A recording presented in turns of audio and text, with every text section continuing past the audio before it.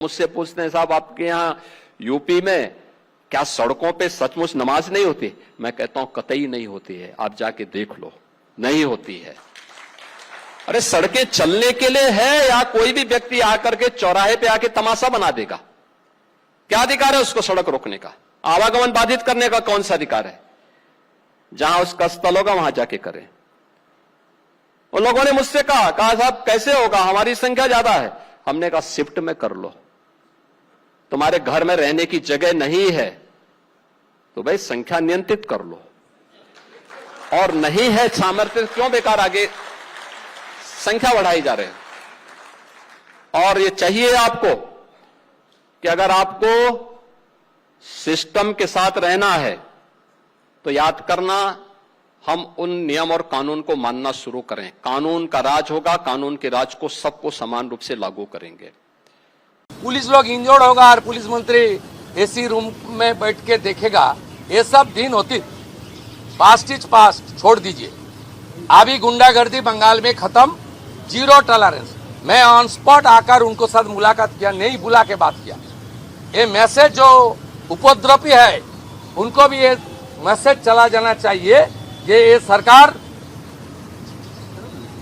अपने कार्रवाई करेगा, इस सरकार देखना है सोचना है में नहीं है। दीपक जी, एक तो शुभेंदु ने पहले दिन से अपना मानसिकता, अपना रुख बहुत क्लियर कर दिया था बीजेपी की आला कमान के बिल्कुल साथ साथ कदम ताल चलते हुए कि साहब हम कुछ चीजों में कोई कॉम्प्रोमाइज नहीं होना है, जिसमें ये चीजें हैं।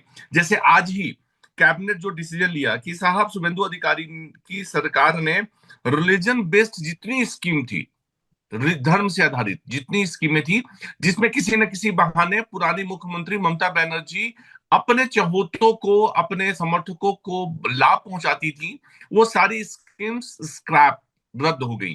जून से ज्यादातर ये मुसलमानों के लिए होता था। खुल के बोलिए ना ओम प्रकाश जी, खुल के बोलिए, ज्यादातर मुसलमानों के लिए होता था। बहुत साफ है दीपक जी, बहुत साफ है कि ममता बनर्जी किसके हित की सोचती थी, ममता बनर्जी सरकार किसके हित में खड़ी रहती थी, और शुभेंदु अधिकारी को उसके लिए सबसे बड़ा चैलेंज क्या है? मेजोरिटी वोटर्स, मेजोरिटी लोग ममता बनर्जी के समय में बैक बेंचर्स थे, माइनॉरिटी फ्रंट बेंचर्स थे, उनकी चलती थी, एफआईआर नहीं होती थी मेजोरिटी की। अब शुभेंदु अधिकारी ने पाला पलट दिया है। अब पाला ये पलटा है कि अगर आपकी बात जेन्युइन है तो थाना में आपकी बात रखी जाएगी, आप कोई हो। और यहां मेजोरिटी मिनोरिटी की बात रही है, मेजोरिटी मिनोरिटी की बिल्कुल हिंदू मुस्लिम नहीं है। हिंदुओं के पक्ष में अगर चीजें रुकी हुई थी तो वो चालू होंगी। जैसे मैंने देखा कि मिथुन चक्रवर्ती ने कहा था कि मैं 15 साल से बेचैन था, जमीन मांग मांग के, स्पॉट मांग मांग के कि फुटबॉल क्लब खोलूंगा, लेकिन ममता सरकार ने मुझे फुटबॉल क्लब खोलने की इजाजत नहीं दी। अब मैं इस सरकार के आते ही फुटबॉल क्लब खोलने जा रहा हूं। तो साहब ऐसी चीजें जो बिल्कुल जेन्युइन चीजें हैं, जिससे आम लोग अटैच्ड हैं, वहां के बच्चे अटैच, जब ये होगा, ये एक्टिविटीज बढ़ेंगी। और याद है ना आपको कि स्टेज पर कैसे योगी आदित्यनाथ के पैर छुए थे शुभेंदु अधिकारी ने, और योगी आदित्यनाथ ने भी गमछा पहनाकर अपना आशीर्वाद दिया था। तो इट्स क्लियर, मतलब ये बहुत साफ जताता है कि रूप रंग क्या होना है।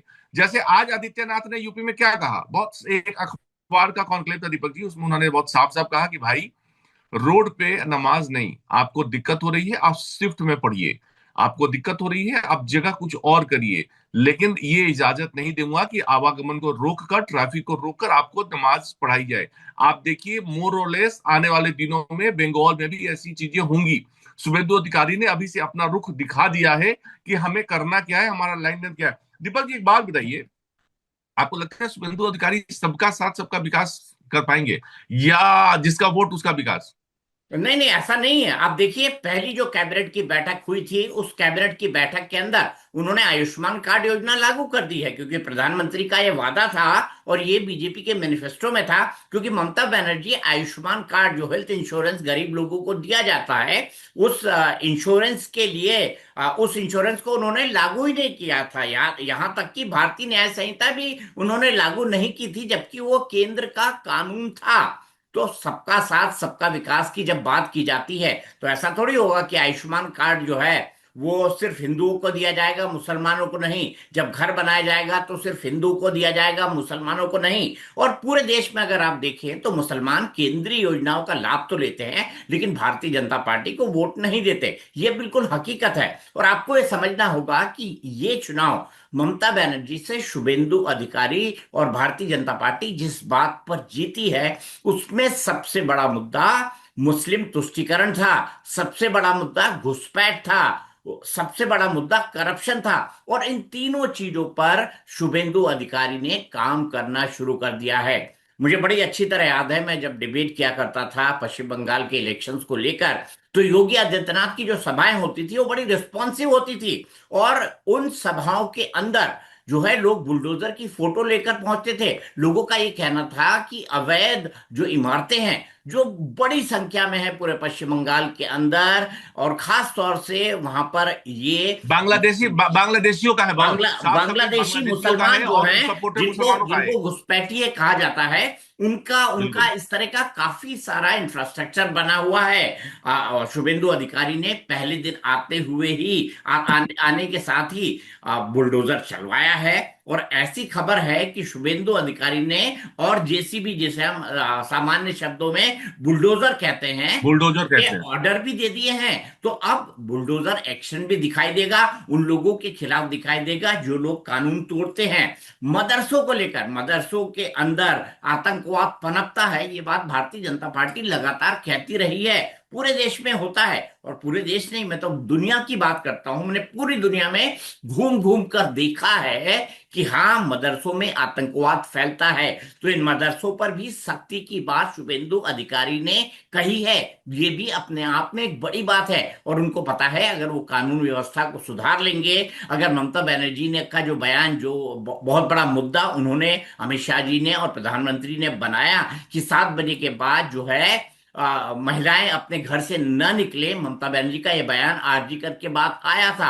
अब ये चाहते हैं कि कानून व्यवस्था कमोबेश ऐसा हो जाए कि स्कूटी में रात 12 बजे भी महिलाएं निकलती हुई दिखाई दे। तो मैं आपको सिर्फ यही बताना जो चाहूंगा, जो आज बिल्कुल की ठीक बात है। मैं यही जैसे बताना दिल्ली चाहूंगा कि जैसे दिल्ली कानून मुंबई। व्यवस्था ये सबसे बड़ा जो है वो फैक्टर मुख्यमंत्री योगी आदित्यनाथ के लिए रहा है, और वही शुभेंदु अधिकारी सुधारना चाहते हैं। और जो दूसरा सबसे बड़ा फैक्टर रहा है वो ये रहा है कि उन्होंने मुसलमानों की जो मजहबी दादागिरी होती थी उसको उत्तर प्रदेश में खत्म कर दिया है, और यही शुभेंदु अधिकारी करते हुए दिखाई दे रहे हैं। आपको ये भी बहुत अच्छी तरह पता है कि पश्चिम बंगाल के अंदर किस तरह की राजनीति हमेशा से होती रही है। और कभी राजनीति पश्चिम बंगाल की इतनी पलटेगी कि जिस पॉलिटिकल पार्टी का वोट बैंक 30%, यानी मुसलमानों के 30% वोट के साथ शुरू होता था, वो हरा देगी, उसको हरा देगी भारतीय जनता पार्टी। और हिंदुओं के पोलराइजेशन, यानी हिंदुओं के ध्रुवीकरण से पूरा चुनाव इस जबरदस्त ढंग से जीतेगी कि 200 से ज्यादा सीटें 294 में मिलेगी भारतीय जनता पार्टी को। ये अपने आप में बहुत बड़ी बात है, और मुझे दीपक लगता जी, है कि इस वोट बैंक को भारतीय जनता पार्टी को सेटिस्फाई करना होगा। दीपक जी, दो चीजें हैं। ये आज जो कैबिनेट हुआ था ना वेस्ट बंगाल में, तो जो अग्निमित्रा पॉल ने ब्रीफ किया उसमें ये भी कह दिया कि जो सीएए के तहत महिलाएं आवेदन करेंगी उन लोगों को 3,000 रुपए का जो इनका अन्नपूर्णा स्कीम जो अनाउंस था वो उसका लाभ एक मिलेगा। एक जून और से जो या लागू होंगे। जो, हाँ, जो ट्रिब्यूनल में महिलाएं मतदाताओं के लिए अप्लाई करेंगी उनको मिलेगा। तो बीजेपी ने जो कहा है वो कर के दिखाने का अपना जो संकल्प है उसको वो क्लियर कर रही है। दूसरा जो मुझे लग रहा है शुभेंदु अधिकारी के दांव से, शुभेंदु अधिकारी के चाल से, कि योगी आदित्यनाथ नए रोल मॉडल बन के नजर आ रहे हैं। दीपक जी, नहीं, आप मानिए कि योगी आदित्यनाथ का रोल मॉडल, पहले मोहन यादव बुलडोजर लेके कई जगह घूमे, यहाँ सम्राट चौधरी जैसे सीएम पद की ओर ली, उन्होंने कहा कि विल फॉलो दैट मॉडल।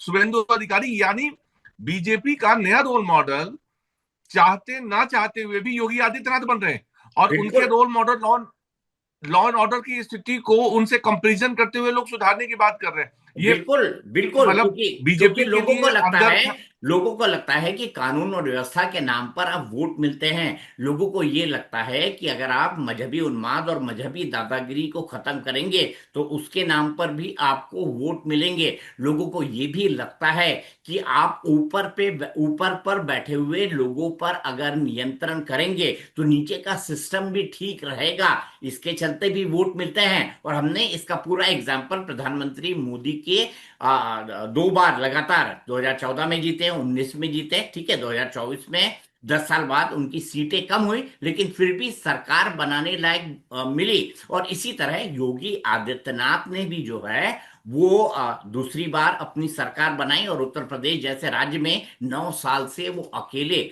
जो है वो मुख्यमंत्री हैं। तो ये अपने आप में एक बड़ी बात है। और इसीलिए योगी आदित्यनाथ भी अब 2027 की तैयारी कर रहे हैं। आपने जिस अखबार के फंक्शन की बात कही, आज कोई ऐसा मौका नहीं था कि वो इस बात का उल्लेख करें, ऐसी बातें करें, बिल्कुल ठीक बात। कि वो इस बात का उल्लेख करें एक अखबार के फंक्शन में कि भाई हमारे मुझसे पूछा गया कि आपके यहाँ क्या लोग सड़क पर नमाज नहीं पढ़ते हैं, तो मैंने कहा आप आकर देखिए, हमारे यहाँ नहीं पढ़ते हैं। और अगर जो प्यार से मानेगा तो उसे प्यार से समझाएंगे, वरना ऐसे लोगों को ठीक करना हमें आता है। योगी आदित्यनाथ ने यहां तक कह दिया। अब योगी आदित्यनाथ के इस तेवर को सब जानते हैं। अब आप बताइए कौन काशी और मथुरा पर केस चल रहा है और कोई ये कहे कि ये भगवान शिव की जो है ज्ञानवापी भगवान शिव का मंदिर था और इसके साथ ही साथ मथुरा जो है वो भगवान कृष्ण की जमीन। लेकिन योगी आदित्यनाथ ने ठोक के इन बातों को कहा और उन्होंने तो 80-20 तक की बात कर दी अपने कई चुनावी भाषण में।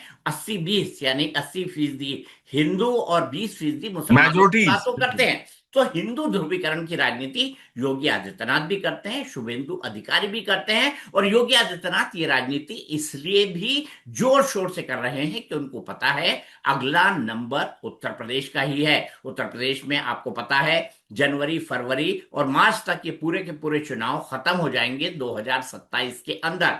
तो शुभेंदु अधिकारी जो कर रहे हैं उससे लखनऊ में भी संदेश जाएगा, उत्तर प्रदेश में भी संदेश जाएगा कि देखिए भारतीय जनता पार्टी ने पश्चिम बंगाल के अंदर जो कहा वो किया। और ये वही मुख्यमंत्री है शुभेंदु अधिकारी जो मुख्यमंत्री योगी आदित्यनाथ के पांव छूते हैं। चलते चलते मैं सिर्फ यही बात कहना चाहूंगा ओम प्रकाश जी कि एक तरफ उत्तर प्रदेश को दुरुस्त योगी आदित्यनाथ ने एक हद तक किया है, लेकिन उसके बाद जो दूसरा उनका सबसे बड़ा फैक्टर है वो ये है कि वो खुद एक महंत है, वो भगवा वस्त्र धारण करते हैं, वो सन्यासी हैं और वो खुद हिंदू और हिंदुत्व और सनातन का जीता जागता रूप है। और मुझे लगता है काउंटडाउन शुरू हो चुका है और इन्हीं मुद्दों पर आने वाले समय में उत्तर प्रदेश, पंजाब, साथ ही दीपक साथ जी, गुजरात का चुनाव लड़ा जाएगा बिल्कुल जल्दी से।